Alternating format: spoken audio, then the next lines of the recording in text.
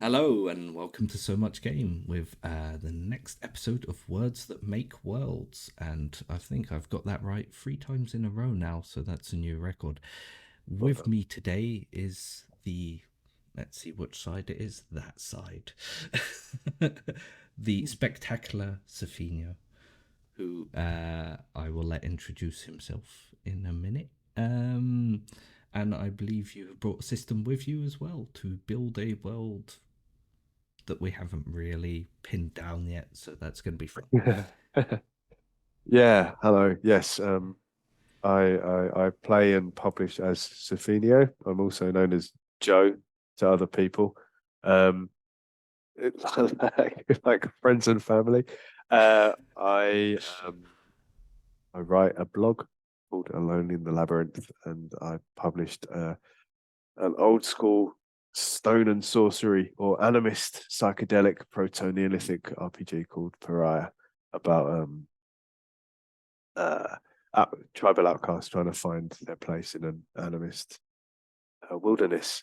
Um, and yeah, and today I brought along uh, Microscope by Ben Robbins, which is yeah, it's quite a reasonably well known world building RPG. It's designed for groups of players and is turn based and takes a form of establishing a beginning and an end to a timeline and then filling in the details in turn. So it's quite straightforward. I think even though it is very simple, we're probably going to make it even more simple because I am very simple. I don't know about you, Lewis, but Ridiculously simple. ridiculous. That's That's good. yeah, I want to raise something that I found out recently yeah. and I somehow missed. Because while I was looking online to see if there were any recent updates or information about Microscope, I went to Ben Robbins's blog, and it was there that I realised he is the guy who came up with the concept of the West Marches campaign, or All right. not not so much the concept, but he came up And with the name West Marches yeah. is from his campaign. And while looking at that original West Marches post, did you know? Like, I don't know about you, but I sort of associate West Marches with either OSR or sometimes 5e people do it. And I Yeah, mean, you could do it with yeah, anything really. yeah, But yeah. did you know that the original West Marches campaign was a third edition D&D game? Mm, I think that's yeah, I don't think yeah, that's I think yeah. that's interesting. Yeah. That probably isn't. Has it been around since third edition, or was it they were just playing third edition? Or... I think it was like it was. I think it was a campaign that they were running while before fifth edition was out, but they were playing Yeah, a third edition campaign. I think it's probably like a lot of people was playing third edition and Pathfinder yeah. when fourth edition Fourth was out. edition was out. Yeah, yeah. Yeah. Which And just skip that over seemingly. well, actually, found it might fourth edition might get a brief mention at some point in this exchange. Not that we're doing anything especially D&D focused, but it is well, I think it's relevant, but I'm going to be more mysterious about that Okay. until yeah. Um, so yeah, Yeah, that's who I am, and that is the world building game I brought with me today. yeah. And Microscope by Ben Robbins. on a personal level, I can definitely recommend Pariah, as I You have should. played many a fantastic game of Pariah, and I really want to play it more. But you know, time. Yeah, me too. I mean, I have played it like today. Oh well, So yeah, I'm always playing it. That's my yeah. secret. I'm Uh, playing it right now in my head. But that depends what like where you go as to what rules you can use. That will um, sound mysterious and confusing for people who haven't read the prior book. But um, what I was thinking about today though was something not pariah related, but was yeah. related tangentially. Never can say that word. Tangentially. on a tangent, Say it related. every way you can think, and I'll edit it out. I'll do every version. But a mutual friend of ours, their game, and that mutual friend is Pete. Oh my God, just mine went blank. Pete Garblag. Oh dear. Oh, that's not good. Anyway, you can edit that Let's in. be honest, the people watching will know who you mean. Yeah, I think so. Pete's game, Heroic Deeds.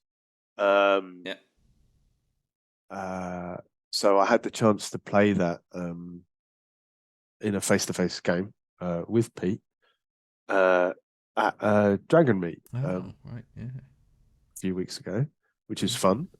And actually, it was the original. Stop me if you've heard this one, but Heroic Deeds is the latest incarnation of the Dodeca D12 based RPG, which he made. That incidentally, uh, just Peter Lattimore. There you go. Yeah. That incidentally, I uh, knew you'd get there. sorry, It's Pete. letting you struggle. Yeah, that but it did. I did get it. But Yeah. it was that evolved out of a game called Grimdark, which Pete Yeah. made. Um, so I'm aware of Garblag Games and thus you Yeah. from the fact that he shared that on the OSR subreddit in 2019, which is officially a long time ago now, Yeah. um, Yeah. even though it doesn't feel like it. And that the initial version was called Grimdark, and I played that, and I then backed the revised version of that Dodeca in a Kickstarter. Yeah. Played in a game of that online with Nye and a few other people, Yeah. and then got to play in the third version of it at Dragon Meet the other week. And the reason I'm picking up now is to sort of think with the Dodeca rule set that he made. Pete suggested a variety of uh like campaigns you could set up with it, like dying Earth Yeah. type things, Yeah. or like post-apocalyptic or Yeah. And heroic yeah. fantasy, which is what Heroic Deeds has become, like a heroic fantasy vehicle for that system, really, and really well structured and um, mechanically sound I've vehicle. been playing the Red Hand of Doom campaign Yeah, of course you have. on Yeah, Garblag. yeah. And I must say, like, I'm always astounded. Every single encounter we've had so far, it just it feels difficult, and yet you can still win it. Mm. So I don't know how he's managed to get everything like, yeah, mechanically it seems to work really well Mm. in any event. Yeah.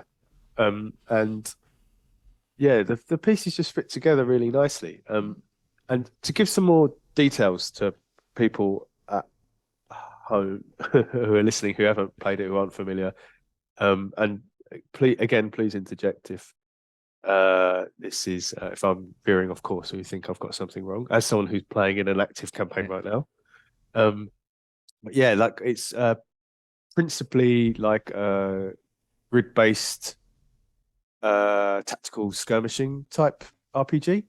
I'd say like the focus, but although there's like a well, yeah, whole like set of it's, procedures for I mean, yeah, downtime and everything else.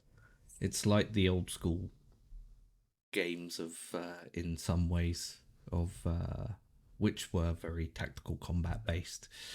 Yeah, Yeah, yeah, and I think and that's why I was going to say about I said 4E might make an appearance yeah, because just in reference to that, like I kind of like this idea that you have like a fairly crunchy kind of like grid based game, and then which with that focus, and then you can have sort of like a whole kind of what am I trying to say? I think so we share a few servers together. We're on a few Discord yeah, servers together, and the sort of campaigns that I've been trying to get going outside of like my regular PARIAH campaigns, which are like Yeah. more like exploration based, have been like the idea of you have regular scheduled kind of skirmish based things, and then like Yeah. between the sessions you get kind of this you get a bit of like downtime and Yeah. I want to say management, and that's a giveaway as to where yeah. So okay, so basically, oh my god, um, uh, this January there's a RPG jam on Itch, which is just to create uh, a new piece of RPG material, and I sort of decided I wanted to do something for it, and I was going to do something that wasn't related to PARIAH or any of my existing projects. I was just going to do something completely new and contained, and but also something that I had like an idea, you know, like you have like those, you know, slush Yeah. pile of stuff, and you Yeah. know, I could do that. And I thought what I'd really like to revive would be like a sports based kind of a fantasy sports kind of game. A couple of years ago, I was working on like this Salute of the Jugger type. Yeah. So sort of I might veering up, remember that. yeah. And so sort of initially that was sort of veering into the board game kind of area, sort of on more like a kind of Blood Bowl type thing. But then was thinking you'd have like the RPG element would be like what goes on between matches, I guess. Yeah. So like, and then it would build up to like the action, which would be like, you know, and it wouldn't necessarily be a player versus player scenario. It might be like players controlling a number of characters within the same team, something like that, against the GM maybe, or I don't know. But yeah, I like this. I really love the movie Salute of the Jugger. It's one of my favorites. I think my enjoyment of that is entirely unironic as well. It's not like some kind of oh yeah, ha ha ha. It's a really good film. Objectively, it's a fantasy sports movie in a post-apocalyptic future. It doesn't Yeah, make any. it's a very niche genre. Yeah, You're not exactly. going to find many to compare it with. Yeah, I mean, there's like the rollerblade one. Oh yeah, yeah, yeah. Yeah, Um, I know which one you mean. I don't know what it's called. What's it That's called? probably the only other one. Um, but it just as a kind of, and if you want like sort of a lesson in implied world building, um, which is you know they're kind of really light on lore, but like quite heavy on unique details. It's there. There's like a character in it who walks around with a wardrobe strapped to his back for the entire film. It's never explained why. Why? It's it really fits with the aesthetic of the movie. It makes it, and also the game itself is about sports teams taking a dog skull and putting it on top of a spike. I mean that even there's like a bit of like you know, expositional text at the beginning, which says something like, "Oh, no one knows the origins of the game of a dog skull and a stick, but it's been played for blah blah blah," and that's it. Yeah. They don't get into that. It's about like the journey of that the characters go on, and like the struggles along the way that they overcome and don't overcome. Well, it's not yeah, it's a really weird film in terms of like it's got Rutger Hauer in it. Vincent D'Onofrio, Joan Chen. Um, yeah, it's a pretty strong cast. Yeah, yeah, like, that is what like long? a strong cast if you think about it for what is. It probably wasn't ever intended to be like a massive blockbuster film. Nope. So I think it's sort of like that era. There was like I think there was a time when films could get made that you know weren't art house, yeah, but also weren't also like weren't blockbusters, but also weren't like complete B movie schlock either. It was an interesting time, and I think it's shifted because of streaming and stuff. But anyway, that's so and Delroy Lindo is in the cast. Anyway, so yeah, we're going for post-apocalyptic sports ground, or what? What are you thinking? Yeah, yeah, that's it. I'm thinking. Okay, that sounds cool. I don't think we've had any post-apocalyptic. Well, we had a space station that was meant to be a colony ship, but Yeah. Um, yeah, yeah, that was pretty good. I remember that episode. Mhm. And yeah, I think this is a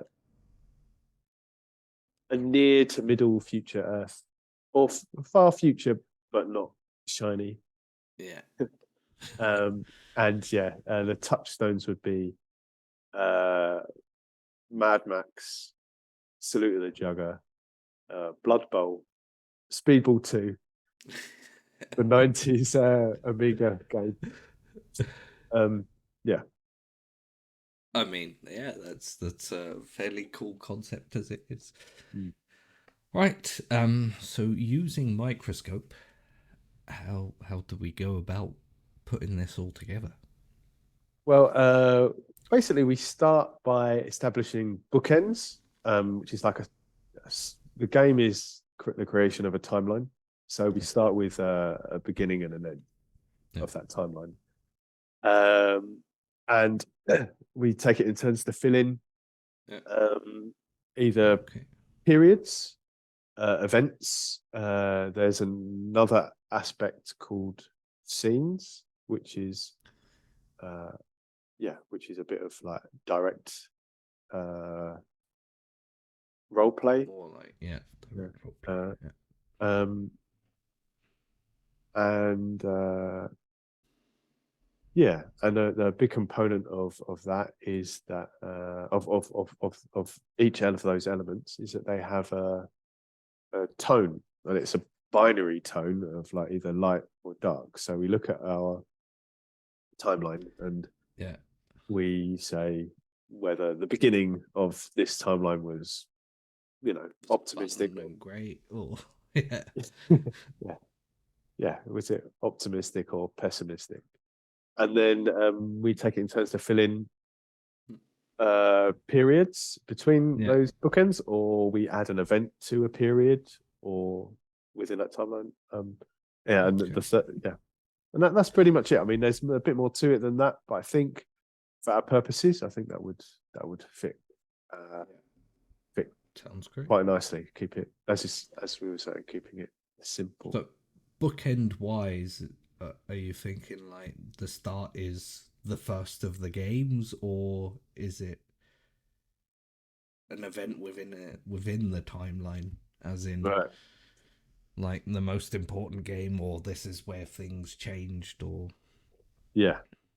Yeah, because you could take a really long view and go, the start would yeah, be the end of would be the apocalypse. yeah, and then yeah. the end would be, I don't know, the opposite of the apocalypse of and then in between there is where a game takes place. And that would be perhaps a little bit That'd be very of funny. overkill. Yeah. Yeah. So we could so let's imagine like that's good. The start could be like when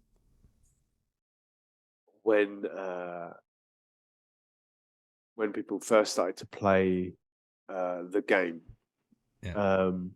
And the end would be okay. So let's start there. So the start would be Yeah. when people start playing the game. So Yeah. is that bright or dark, or Hmm. what? There's a question, because Yeah. did these first probably very amateur attempts at playing the game offer like some kind of hopeful outlet during the Right. post-apocalypse, or were they forced into it, and is it like some horrible blood sport that decides who gets water or something? That's a You really that's a really really taking good big take. swings to start with. Yeah. Because I was just about to I was just about to say, well, the thing about play is it's a product of having, of having leisure time, and it suggests Yeah. some degree of abundance and this Well, there idea you that go. enjoyment. But then I was like, oh yeah, but then it could be ritual, it could be ritualized version of ritualized combat. So yeah, that might not necessarily be to do with allocating. Oh, how about this? So you mix the two ideas together, right? So this is kind of a ritualized and bloody kind of uh, means by which this culture arbitrates disputes. Yeah. But it is optimistic because it means that now we're going to stop just killing each Killing other each other. Yeah. in There's a big set numbers. rule in. Yeah.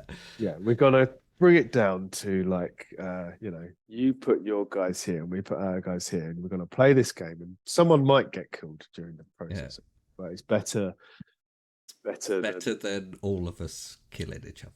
Yeah. yeah. Now that offers an idea towards the end as well. Like, does it become more codified and more sportified over time? Yeah, And that could be the end point when yeah, essentially it turns from this ritual thing that was intended to uh, mitigate disputes into something that is just an everyday sport. yeah. And I'm just offering ideas. You no, could no, shoot me absolutely. down if you want. I think that's perfect, and I think we can also make that quite a dark thing as well, because we can say where the beginning was about hope and a chance to begin something afresh, and Yeah, like although it was and brutal and bloody, it was like, it but also avoided bigger problems in a the way. Yeah, the end, this kind of almost noble pursuit has turned into something uh commercial and corrupt and yeah, sort of industrialized almost, yeah. I think so. Yeah, so it's a lot shinier, but there's It's something. yeah. It's and it, yeah.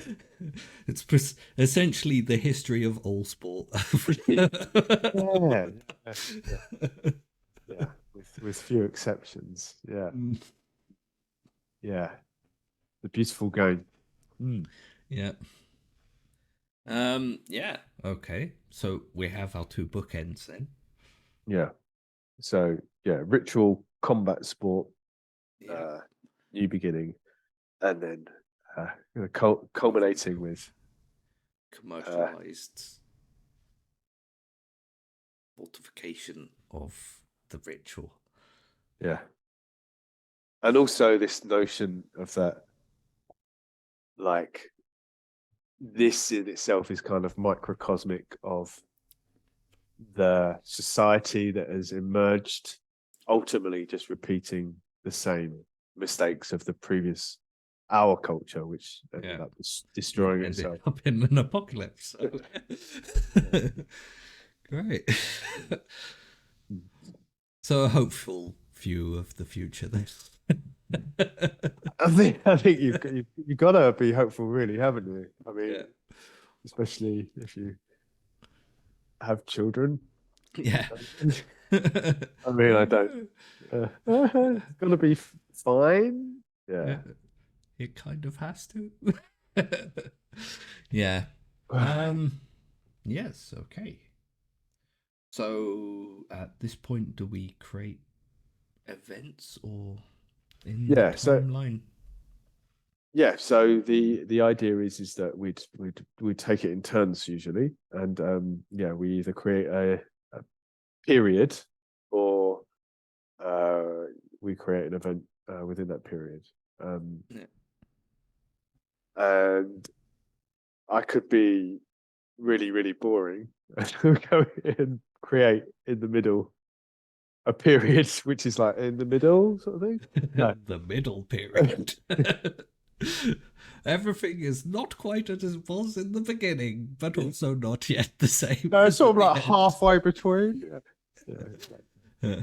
Well, I suppose the middle period could be like the point where they start to get bigger crowds, and at that point, someone's going to go, well, this is a chance to make money out of it. So I think the Like middle, a yeah, turning point in Yeah, for sure. And I think like this middle period would be like so to reference the Salute of the Jugger movie. Incidentally, also known as Blood of Heroes in the US for some reason, possibly because the title itself doesn't make any sense, which annoys me. There's this kind of implication that these sports teams kind of travel from town to town. So and these towns are like dusty, they call them dog towns. They're like kind of dusty agricultural settlements in this post-apocalyptic landscape. And they have their own local team and who will take on the kind of the touring team, sort of a bit flashier. And and in return they get some like, I guess, room and board and a bit of a party when they defeat the locals, or the locals traps them, and then in a way it feels like kind of reminiscent folklorishly of summer fairs and things like that, where you would have sporting teams from other places come round to play you, and then they'd go on to the next fair, and so they'd spend the summer just exactly. And there's also something eminently gameable about that, because that kind of lends itself to sort of sandbox play, whereby you'd have, if you were playing a game, you'd have two kind of modes, and one of them would be the kind of head-to-head event, and then the other bit would be choosing where to head next, and picking up on rumors about, I hear they play, and things that happen around it. and that kind of medieval or folkloric kind of traveling band fairground folk thing sort of fits in really nicely with sort of also like the sporting tradition of like stuff like like British Lions going on tour or something like that. It still happens today. Next year. There you go. I think they won't have to like play for room and board though. The British and Irish Lions now though. But... Yeah, indeed. Yeah, sorry about that. That's oversight. But no, in my defense, I don't think they. I'm still sad that Munster lost. So it's been a hard Christmas season for me. Yeah. Are we going to start to work? I was going to say, well, we've kind of created an idea. It's getting there. Yeah, I think there's very little crossover between RPG and sports enthusiasts on the whole. Just an aside. It's kind of like quite different crowds on the whole. Yeah. So far, it's just been me. The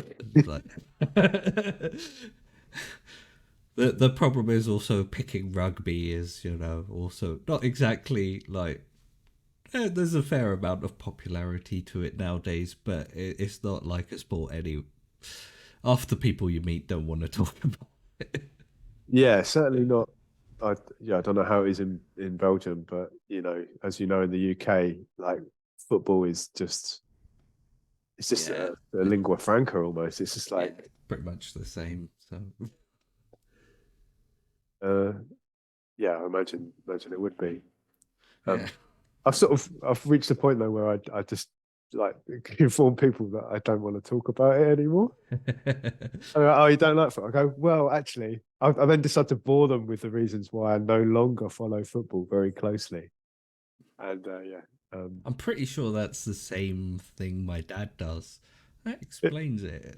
It's just really not people talking. It's like really funny just watching like the life just drain from them. It's like, oh my god, I just wanted to talk about like, West Ham beating Arsenal 2-0 the other day, which they did incidentally. So I'm not completely out of it. But that.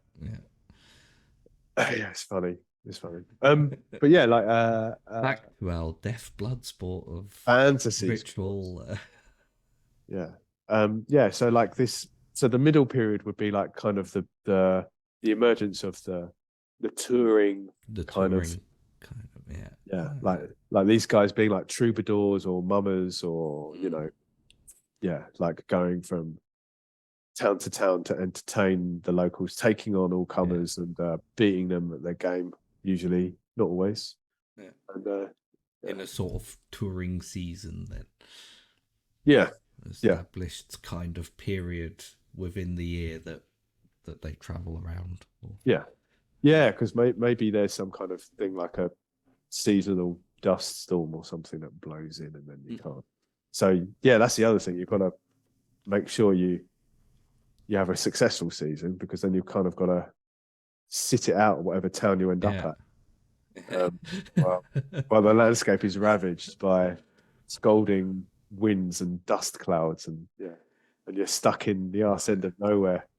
So and you've just drubbed all their local players, like 50-0. Like, oh well, we'll be in a couple of months. Not only that, but sort of like completely incapacitated, like their most valued farmhand, because they put him on the team because he was a big lad, and like and then he broke his arm, and then it just there's no real doctors, so they just reset it quite poorly, and now everyone hates you. What is sounding more and more dystopian, so doing a good job. Yeah, that's right. There we go. The post-apocalyptic nature is definitely creeping in. I was thinking about a few details though last night, and I don't know where. One thing we didn't do, by the way, which is quite fun. We were supposed to make a list of things that you'd add that people might not expect to be. Like, once you've established the kind of genre and scope, you kind of draw up a list to say elements which you would like to add, which might not normally be within that genre. For example, if we were doing like a hard fantasy, a hard sci-fi future setting, and then you go, well, I'd like there to be space wizards. Like, okay, because that wouldn't normally be a feature. And then we have things we take out, and I go, well, I say you'd expect like there to be sort of AI elements or something like that in this. And I said, I'd like to pull those out of this and say in this future, there's no AI, something like that. So that's an important stage in the process of this game, which sorry, not your fault, completely glossed over. But that would have been the chance for us to introduce a few details and stuff. So I'm bringing this up because like one of the things that I really wanted to sort of have is like, I like the idea of this world, whatever is left of it, is now occupied by people who have kind of changed a bit as a result of whatever the apocalypse was, and consequently they might look a bit more like what in fantasy RPGs are called non-human races or species or ancestries or whatever. But like this idea that actually there's not humans and really the thing on the tone and flavor I'm thinking about in terms of this is more like inspire the way that there are humans kind of there, but they're not the main guys, and they're not even that much of a big deal. They've got their agenda going on, and sort of so one thing I was thinking about was this idea that what we would go, oh look, they're identifiably human.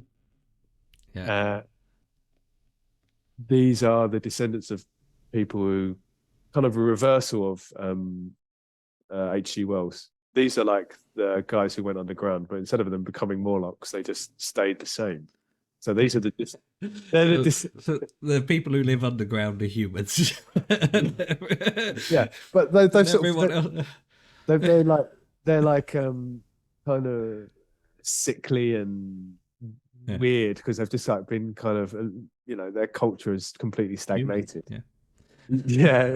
Whereas like the above ground has like been fluid and changing and sort of is it's not prospering, but it's kind of like evolved and it's developed its own characteristics. Whereas like humanity that we would, we might identify as just like kind of syncretic, and like they, so imagine like there'd be like a handful of billionaires or whatever, and some civil servants and army generals and stuff, and they're just stuck in underground chambers reading the same books for like 1,000 years or something.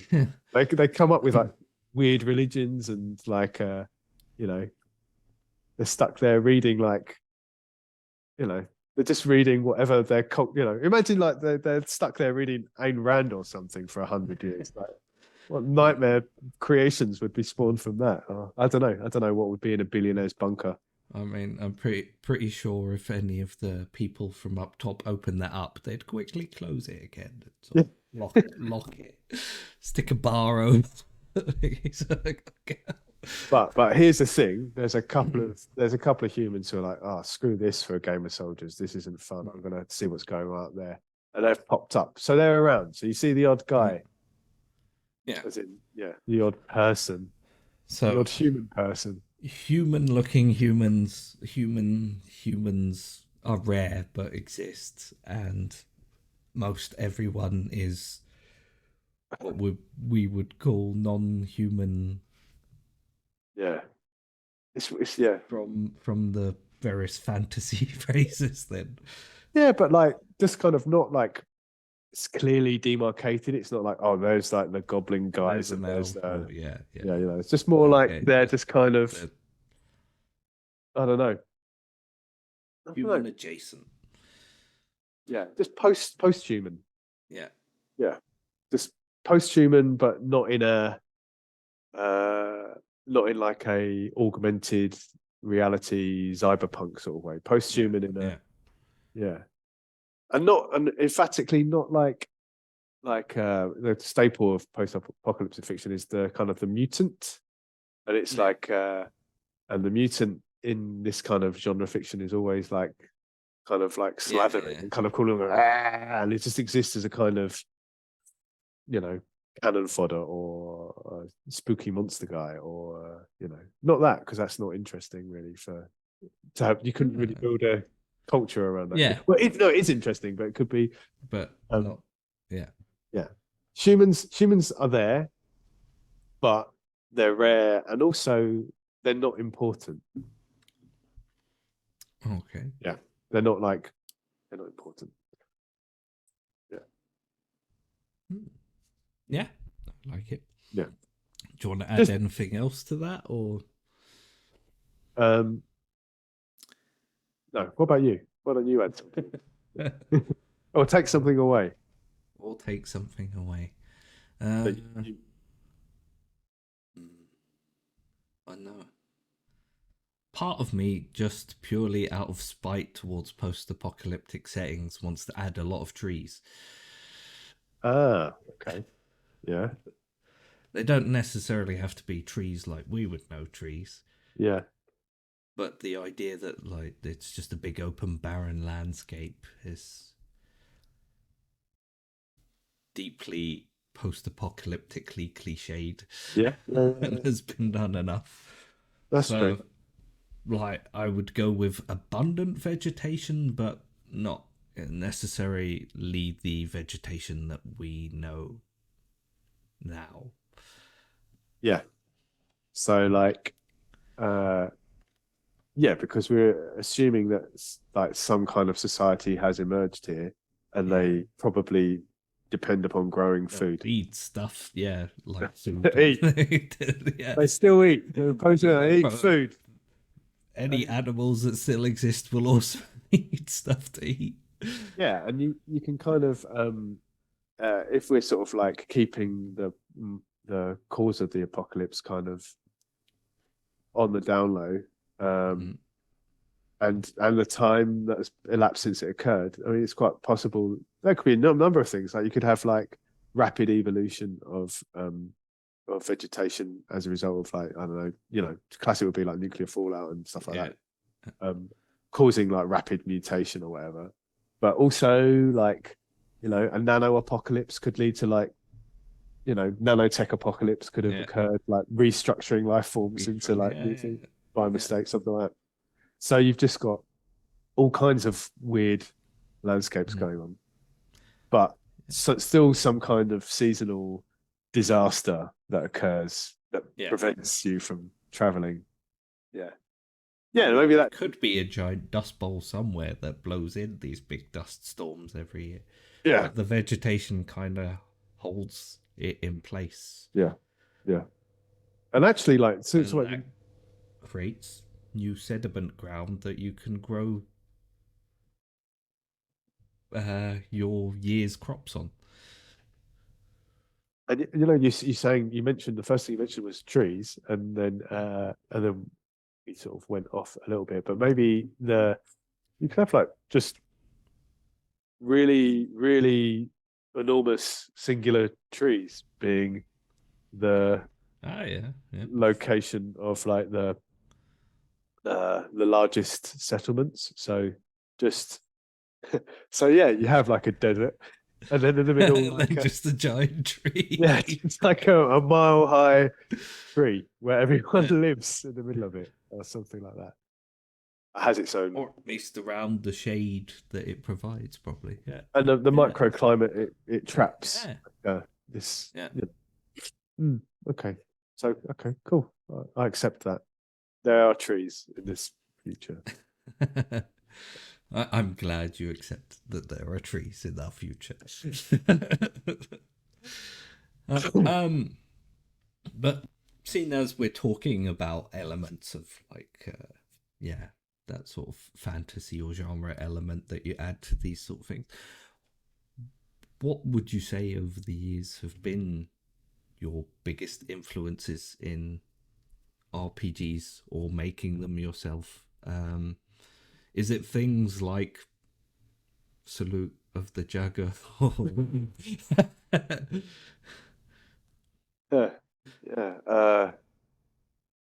Definitely.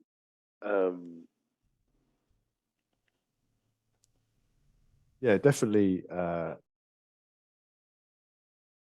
Film and literature. more. No, I said more than other games. I think. Yeah. And I like to. I like to pull things in from places that are a bit unexpected, and I think like certainly. I think probably a big thing was like I was talking about this the other day with someone, but it's I guess geography in as in like the understanding of landscape and space is and architecture is something like really key to like the games that I like to make and play is like a sense of place. Like what came up was that we were talking about how Stephen King is really bad at in not all of his books, but quite a few of them about like keeping a tight grip on where people actually are. Like conversation, it's very confusing because it's just really slapdash about, and it's something I find very annoying, and also something I find quite annoying in sometimes in freeform games where like the environment is just shifting too quickly around me, and I think that, and one of the reasons why I worked on like a psychedelic game is to justify the fact that you could have a freeform mutable environment because I can handle that. And there's a reason for like my mind's eye view of this world being nebulous that is logical within the context of the game world. Whereas when it isn't, I get annoyed by it. Like we're in an office and I'm picturing the office and I've got a very clear idea of what this looks like. And it's like a sick building with strip lighting and ceiling panels coming down. And then before I know it, people describing like leather-bound books and mahogany bookshelves. And, what is this? This isn't an office. This is a study. I don't know. Anyway, so influences are place and also like and mapping and planning and the design of of space. That's a big influence on what where I want to take there. Big influence on worldbuilding. Yeah, What you do, yeah. which is a very broad and not very interesting answer, but yeah, I think it's still on this one. Hey, that's well, now we get to delve into the depths of our post-apocalyptic sport. So I mean, Yeah, yeah, it'll be less broad, depending on what the next event is or scene. yeah. Should we drop an event into like this Into the middle era or the beginning or the end? or the beginning? So the event, how about, okay. So I've got an idea for an event just at the end, which epitomizes the kind of the transition into this new era of like where the game has lost its original meaning, and it's become something that it never sought to create, and that would be sort of like a grand final clash between like a kind of a cup final, basically, between the two top teams, and these teams have like basically established two rival factions in this world's most populous city, and there are like running street battles as like widespread hooliganism as the city collapses into chaos owing to like a final match which is plagued by inconsistent refereeing decisions, allegations of corruption, doping, illegal weapons being used, like, and stuff like this, and it just leads to like just all-out war as the teams tear each other apart, and then the factions tear the city apart, and the money men are rubbing their hands with glee, thinking what great entertainment this will make. Ha ha ha ha ha. Yeah. Oh yeah, and it's also it could be the first one that is like they've reinvented television, and it's the first televised. Just sort of somehow broadcast to everywhere. Yeah. Simultaneously. Yeah. The first broadcast event is also like the most most destructive and huge number of deaths, and that will be the end of this timeline.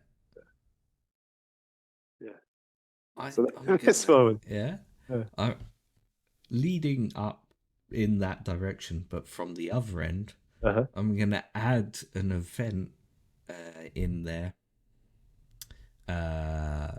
sort of before the middle period, but towards the end of the early-ish period where it was a ritualized kind of thing. Yeah. Which would be the first time that there was a referee and a penalty was given for something not being correct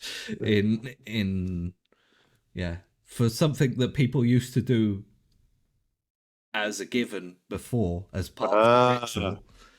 But it was penalized. This was the first time it was penalized as seen as not sporting or not fair towards your opponent. So this is kind of like a reverse William Webb Ellis moment sort of thing, is it? Like the defining moment, like someone, instead of someone changing the rule is removed, like, or a rule is changed. What could that be? Yeah, I like that. Yeah. I mean, with the sport very loosely defined, it's very hard to know what it could be. Yeah, we haven't established that. So it's sort of like, I don't know, football, but not. It's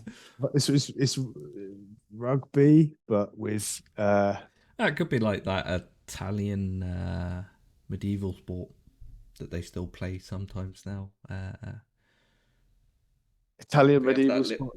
That little ball, and they throw it through a little round hole at either end, and they basically just spend the whole time bashing each other. and chucking each other about. Didn't the Mayans Team- play a game like that as well? Yeah, but they use their elbows. Yeah. Confirmed. That's basically the difference. I think I don't know. I have insufficient knowledge of Mayan sports to. Yeah. Okay. So that's not good enough. Insufficient knowledge of Mayan sports. Go I home. have yet to invent time travel, unfortunately. Yeah, because my big that hope. was played with. I think if I've got this right, that was played with a rubber ball, like, or maybe it wasn't. Wait, where does rubber come from? I'm just going to assume it comes from Mexico. Well, it used to come from, generally tropical climates.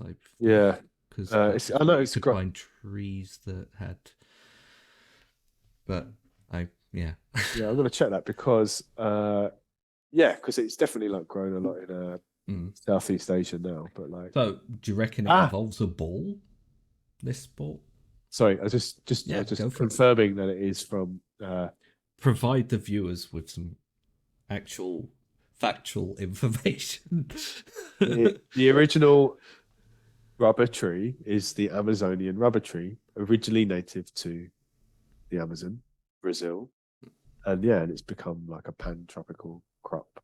But so it's quite likely we're going to assume now that the Mayans had access to that rubber, and I don't know, it's not even important to the game. Yeah, but I like, so what is nice is in both of those sports. And what is the Italian game? I don't think I'm familiar with that.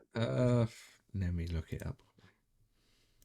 I'm sort of picturing like a hard court with like surfaces that can be bounced. It's like basically just grit. They play it in the town square, but with like sandy, gritty ground. I remember when we went on our honeymoon to Florence, they just finished when we got there, so the court was still set up. But you missed the action. But we missed the actual game itself.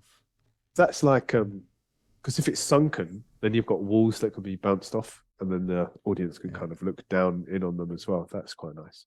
So I like that. Also, if you've got I like the idea of walls, because then you don't have the ball going somewhere and you have to wait ages till someone gets it back, and then have a throw in or a line out or whatever. So it's just constantly moving until someone gets so badly injured or a goal scored that they have to stop play. So it is called Calcio Storico Florentino, and it looks very violent. There's various pictures of people headlocking each other and punching each other and just generally running about. And it's a round ball, football size. Oh, okay. But let me see what the goal looks like. I'm not sure there even really is a goal. I think it's just two sides. Just fighting with a ball just there as a afterthought. I think they either have to get it to like one of the opposite ends. Yeah, but that's the normal thing, isn't it? I'm sure once we get millions of viewers, someone will be able to correct it on the rules of. So in a Storico Florentino, but it's that. In our imaginary game, we could, quite like, I like the idea of the ball being really bouncy, but also really hard, so it could sort of be a weapon in itself. Like if you throw it hard enough at someone's face, that would be unpleasant. So it's big enough to hold in, small enough to hold in one hand. Yeah. So you could have like a rubberized ball, but with like two metal studs on the sides, so that you can like fling it at someone, and also just hold it and keep it in your hand. And of course they get to wear like armor and stuff because it's cool. What's nice about Jugger was that the game features like weapons as well. And so it's some people with like a what's it, a bugle stick type thing, butyl stick, a giant Q-tip, and then another guy with a chain. can't remember why, but I think the chain guy kind of stood next to the one who had to get the dog skull. That was like they protected them, but that's probably a bit much. But I like specialized weapon people is quite fun. Well, they could have like gauntlets or something. Like some of them could have big, thick gauntlets to just smack someone out of the way. Yeah. Or like shields or something to try and block people trying to take the ball. Yeah. And sort of it demonstrates how, because some of those items could have evolved from combat weapons. Yeah. So the idea that it became like be like stripped down versions of what they would have used to fight each other anyway. So they've removed the spikes and things from it.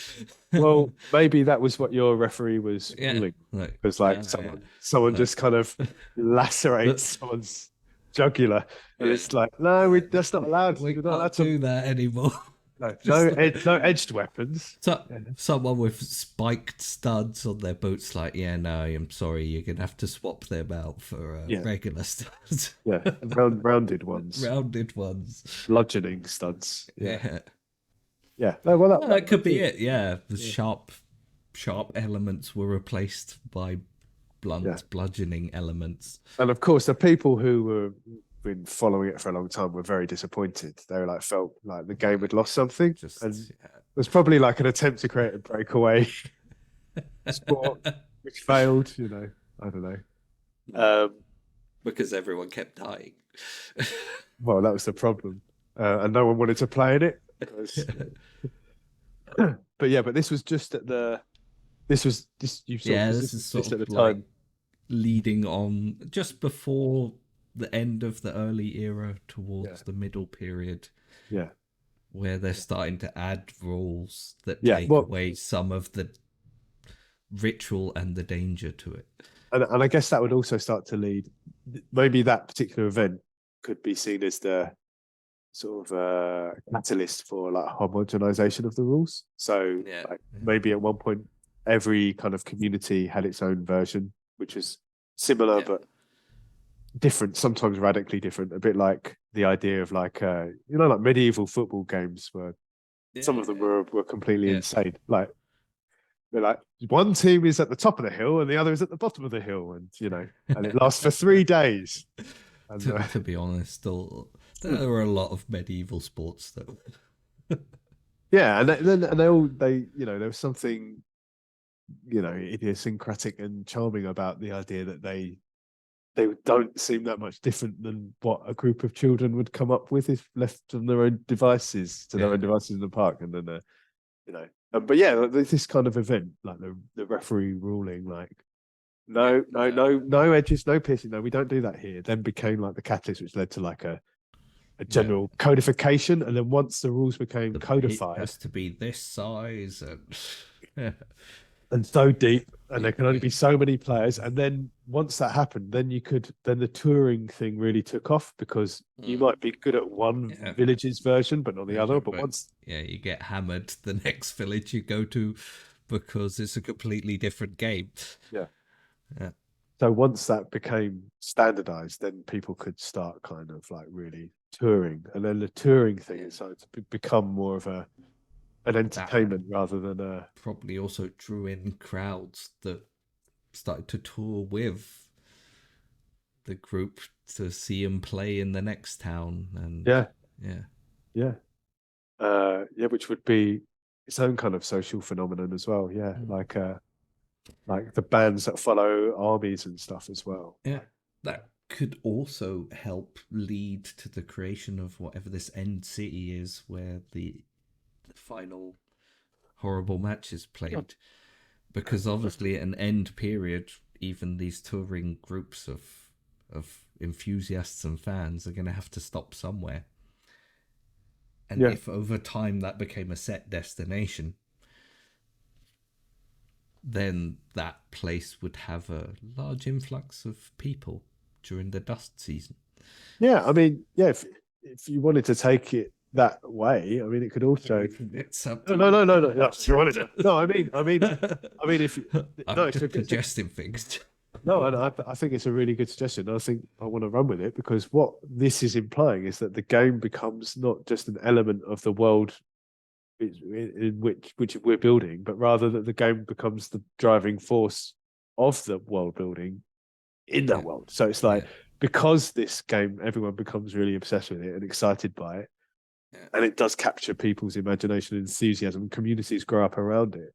That it, like you say, it just lead to the emergence of like the first kind of innovation, the first kind of metropolis since before, since the before times. Yeah, so the game is the world, and like the city is the game. Yeah. And then, oh, that's very cool. So that sounds like an event as well between the middle and yeah. Actually, that's so one thing you can do is that there's one in the game. There's one player who has kind of a GM role who sort of orchestrates things, and they are called the lens. So it's the idea that I think the idea is that they bring the focus onto, they hold the conch so they can go, oh, here's so the lens can introduce a period and an event. So like they can go at this time, and they can say this event like nested within it, or a scene, which is where they go, here is something that occurs. I don't know what happens, but you act it out and tell us what happens, kind of thing. So you have sort of introduced this period where, no, I think before you sort of did it the other way around, which is quite fun, which is like the idea of an event becoming this period of codification, which led to the thing. And then just now you're saying, you're doing a lot of the work. I like it. It's good. It's not what you had planned, was it? It's not what I usually do. Usually I just sit there and go, so how did you get into all this? It's good. It turns out you're good at this sort of thing. It's excellent. Yes.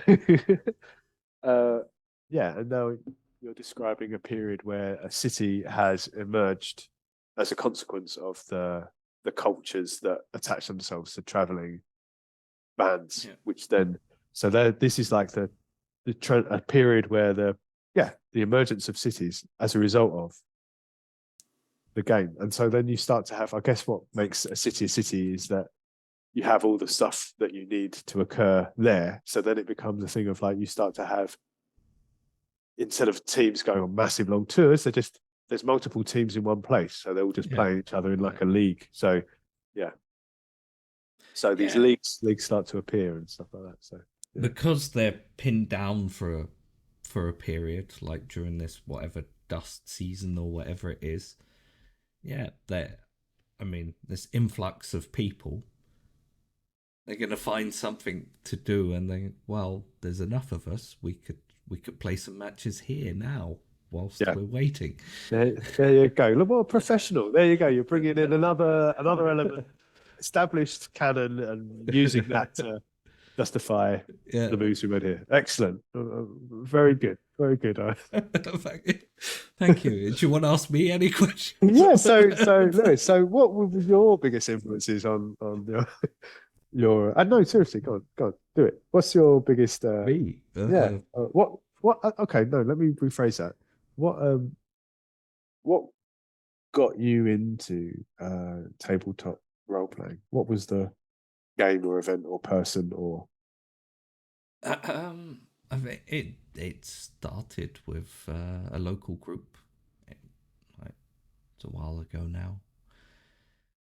I have to add the forgotten times, the lost time that we all experienced over the last few years. So that makes me have to think, how long ago was it now? Because I usually end up having to add 5 years that I forget about. No.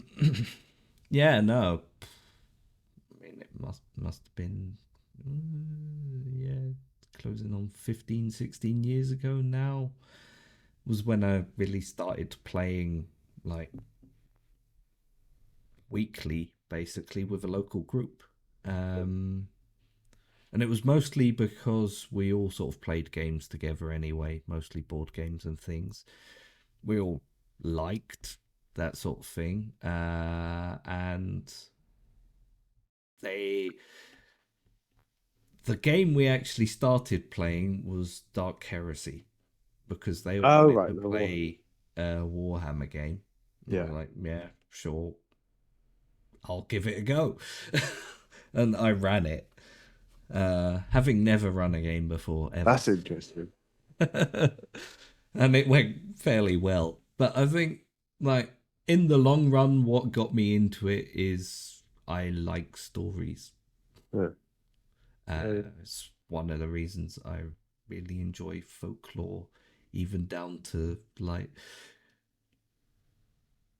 beyond the concept of fairies and things like that, just to, like, this was people's lives, and these are the things they believed in for various reasons. We can't really necessarily pin down what those were, or you can take a guess at them, but you can just accept that was what they thought or experienced.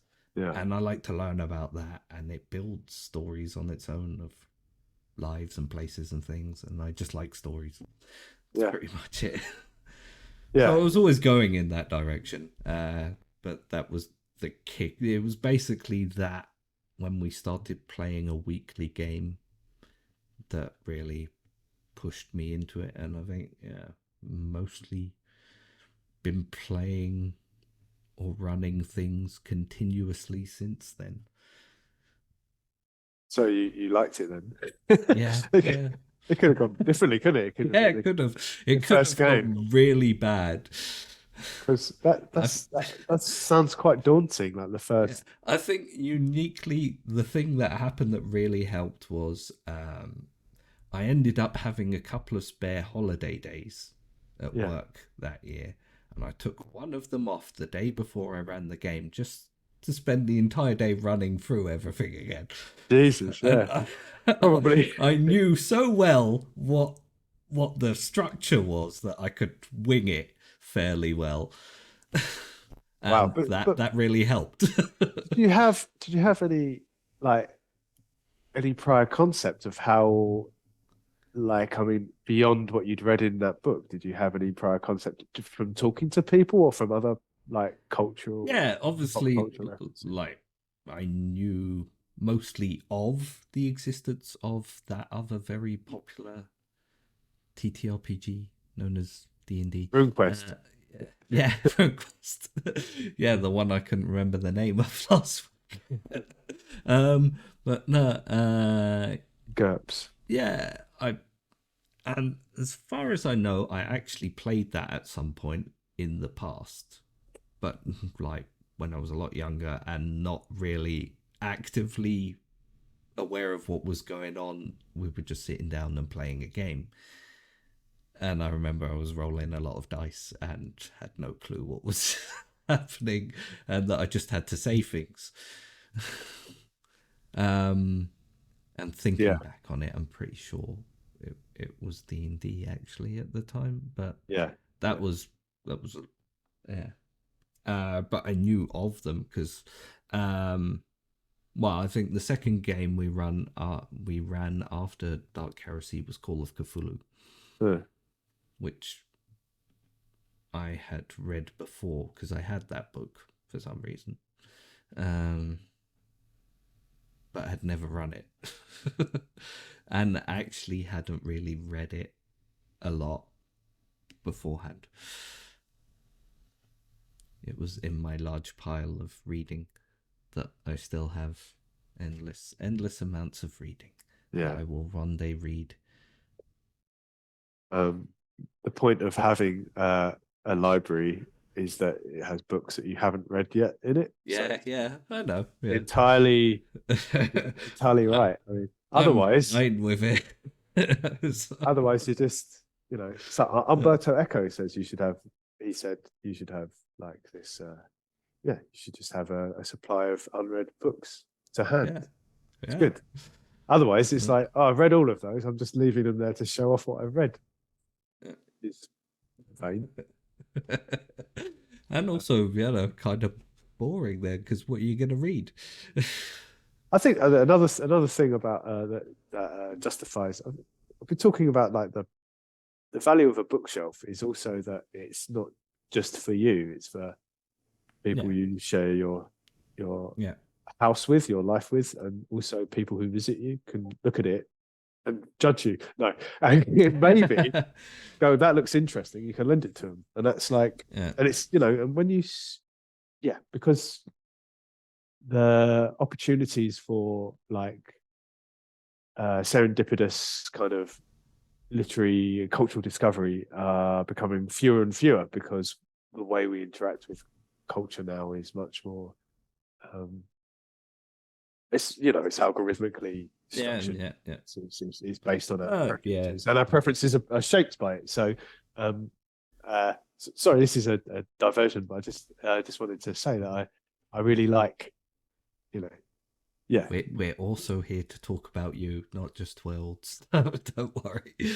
You can but I do find that as well, like mostly in my case with music, what do you get suggested to you? The kind of music you listen to, which is fun in a way because you're more likely to learn music that you'll probably appreciate similarly, but it also stops you from finding something completely different, in which you might find something completely new that you enjoy or hate, which is equally valid. Yeah. But just there's so much out there to experience, and being like funneled into a narrow view of, oh, these are the things that you like now, so you should just keep listening to that. What's funny about that though, about music, is because and I completely agree, that's what occurs. Like if you have like Spotify or even if you just listen to it on YouTube. But what's funny is that in my limited understanding, but it strikes me that like young people are much less genre restricted than when I was younger. Do you know what I mean? It's like obviously you could listen to whatever you wanted to, right? But it was kind of, there was a thing of like, if you liked one type of music, that was the type of music that you I mean, like when you're an adolescent, when you're like I sort of feel, just from sort of friends, older children, that's definitely less of a constraint than what it was. Which is good. That is good. No, because that was definitely a problem for me as an adolescent, because I didn't like any of the genres of music that my friends did, and I liked a lot of different things. So that you always get pinned down as like that one genre that you listen to. Oh, that's the music you like. It was a really big deal when you kind of like expressed a preference for something else that was outside of your lane. But I think those that time, well, that seems really silly when you look back on it. But the thing that's important about that is that when you're like a teenager and you sort of engage with media in a way that you don't when you're older. Like it has much more powerful because it's new. You're not jaded by it. You've not heard. You've not heard. That's a nice song, but they're an asshole. Right, and even just like in a formalistic way, you've not. Every time you hear something, that sounds like that song that I heard 20 years ago. I mean, it was a really cool, for no reason at all. My 5-year-old has just like started asking. Normally, he likes to have some background noise on when he goes to sleep, which is a terrible habit that's developed from my youngest child, being a baby and requiring white noise to help her sleep. And he's kind of gone, oh yeah, I want that too. But recently he's gone like, oh yeah, the other night he said, I listened to some jazz. I went, what? yeah, I mean, but where's this come from? And then he started explaining how his teacher, he's 5, by the way, his teacher had like introduced him to jazz at school, which was interesting, and I'm all in favour of it. So I went, okay, so I'll play. Here's some jazz that I like, son. And he was like, no. Okay, so it was specifically I put on Miles Davis and Kind of Blue, right? Yeah. And then so I was just like, okay, so I'm just gonna see what happens. Like, I put on like Mingus, right? And I put on like Goodbye Pork Pie Hat. And it's really cool how he much preferred that. So my son prefers Charles Mingus to Miles Davis, which is, I don't know, just it's amazing. I don't know why it's really fun. But like he explained to me like this. He goes, no, you see, like Miles Davis. Well, he didn't say Miles Davis. He goes, that one is like this, and he went, yeah. And then which is like, yeah, it kind of is. Yeah, that's jazz. And then he went, but this one, meaning the Goodbye Pork Pie Hat. He goes, it's like this. I was like, okay, and it's just it's nothing, but it's just like someone expressing preference at young age. It's really, really fun to observe. And so now I'm gonna put loads of pressure on him to become a world famous jazz musician. And all of my I hear that works out really well. Like what children need is a lot of pressure put on them to achieve a specific goal from their parents. And to kind of for parents to vicariously experience, live out their own dreams. It is absolutely a formula for good future relations and well-rounded characters all round. How can we pull that back though? Well, I'm going to say that I'll show you what I have. This is my my document now. You probably can't see any of that, and that's just as well. It makes sense to me. That is a pretty well-rounded framework for to get things kicked off with. I think, like, if I were to summarize, we've established that in the far future, after some unnamed and undisclosed apocalypse, a new burgeoning civilization is initially struggling to subsist in this weird and different and new landscape of fractal vegetation and seasonal dust. Themselves are also new. Yeah. A new post-human culture. But scarcity leads to conflict and over resources, and conflict leads to bloodshed, and sometimes that gets out of hand, and a practice of ritual combat evolves into a kind of ritual game taking place within the communities to settle disputes and to prevent unnecessary bloodshed. And over a period of time, the games evolve distinct practices, and usually they involve like a hard rubber ball being thrown and people elbowing each other, sometimes with traditional weapons from whatever cultures they've originated. But at some point, it was a famous occasion where two rival factions within a village were about to set to each other with an array of pointed and edged weapons, when the referee said, no, we don't do that here. And from that point on, the game became increasingly codified and homogenized as communities sought to emulate their kind of slightly less lethal version of what became known as the game.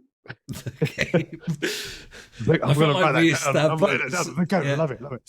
Established quite early on, like initially, just by going the game, it was probably going to end up being called the game. Yeah, why change it? Yeah, it's like placeholder. It's just a placeholder. It's just a place. Oh, it's still there. We can't be bothered to go with it.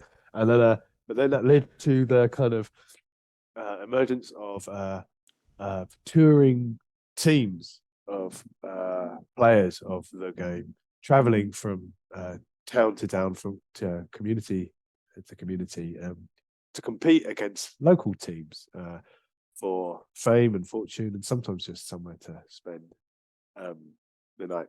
And this and the fact that the game was not codified enabled this to take place, and some teams became more and more popular and developed followings which toured with them. And these traveling groups would sort of became their own kind of socio-economic catalyst for change.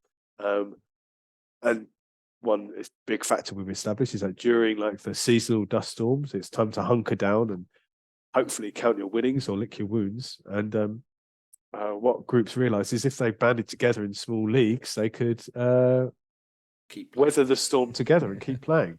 And this led to the emergence of like larger and larger communities entirely centered on this game, because in the future there is nothing except for the game. And in and then of course people start to be like, oh, you know what, we could just live on those giant massive trees that have entire weather systems around them in the middle of the desert. That'd be much better. And then like in the biggest of these, the community evolved. The league there was like considered the very best of all, and it was here that the game evolved into its final and fierce form when in the cup final of the game, corruption and poor refereeing decisions and doping and illegal weapons and other instances led to on-pitch violence spilling out into the stadium, then into the streets themselves. And this was the first event that was ever broadcast on the burgeoning technology, whatever that is, this televisual medium, which is developed by the culture.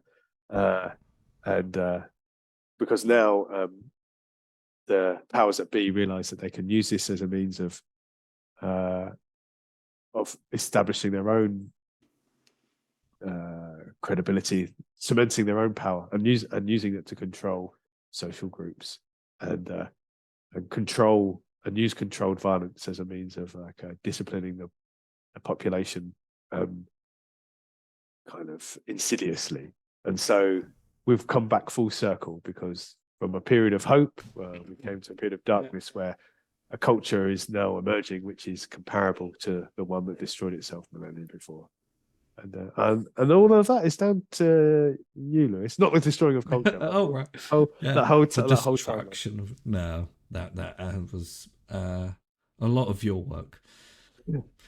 I was just here bandy ideas off of. You know what? Actually, speaking of like me taking the credit for your hard work, it's probably it's a good opportunity to mention that we I didn't say this, is that we collaborated together on a PARIAH supplement, which was part of the atop the Wailing Dunes Kickstarter. And there's a bestiary called Spirits of the Here and Now, which has today the final physical copies for the Kickstarter backers went out. And soon will be available to the wider public in various formats and on various things. But that was me and this guy. I'll provide links. Yeah. It was definitely fun working on.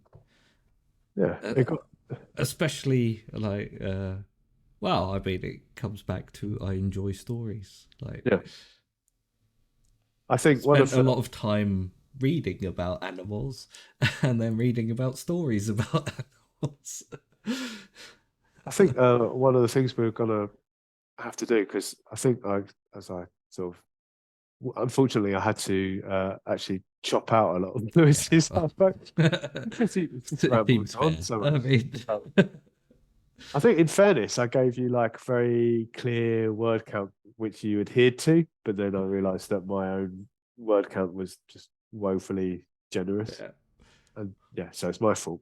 But yeah, I think we should just think about something more expansive that accommodates all of those kind of individual entries and builds on the mythology and stuff. I think that'd be really fun, because that's another fun, like a world building exercise can be just creating and I think there's a lot of ways to do it. You can create a site, you can create a map, you can create a history as we've done today, or you can create something else. Like you can create a bestiary. You could I think that is in itself an act of well-being. That would be a fun thing to think about for future episodes. If you're if your future guests are interested in doing that, I think that would be a worthwhile. Oh no, it's just from now on, it's just you coming back every. I'm gonna alternate you and me. It's the same people ever. I've run out of friends. That's the problem. Have you already? Yeah. Yeah. Well, you need to get out more. Or no, you need to stay in more. No, I can't. Yeah, otherwise I'll definitely not find anyone. If I go out, I won't be online. I need to go though, because I think you do too. Actually, Yep. But thank you for joining me, and thank you for creating. My pleasure. Thank you very much. Thank you very much for having me. That was immense fun. And I will drop all of the various links to where you can find that side, Sofinho, on the internet, so you can follow him wherever he goes on the internet. Yeah, on the internet. If you and yeah, badger him about post-apocalyptic sports and and the rule sets thereof. No, thank you. Keep again. it very light. Yeah. No, thank you. Thank you everyone for watching. See you next time. Stay safe. Stay gaming. Bye. Stay weird. Bye.